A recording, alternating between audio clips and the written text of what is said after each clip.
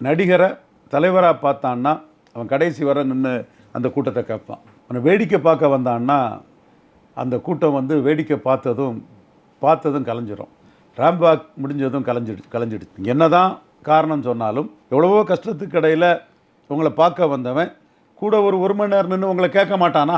அப்போ நீங்கள் அந்த இடத்துக்குள்ளே நீங்கள் ஒரு சிவாஜி மாதிரி, சரத்குமார் மாதிரி ஆயிட்டீங்க.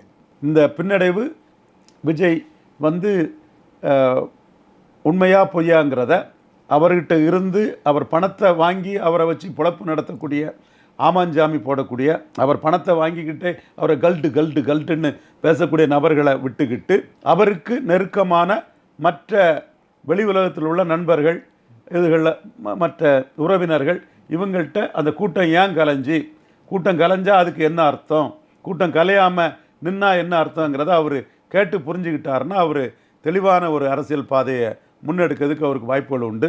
என்னை பொறுத்தளவில் அந்த கூட்டம் கலைஞ்சுதுங்கிற தகவல் வந்ததுமே விஜய் வந்து லீடர் இல்லை, ஒரு என்டர்டெய்னராட்டு பார்க்க வந்திருக்காங்கிறதான் அர்த்தம். ஃபார் எக்ஸாம்பிள், ராதிகா இல்லாத வீடே இல்லை, சித்தி சீரியல்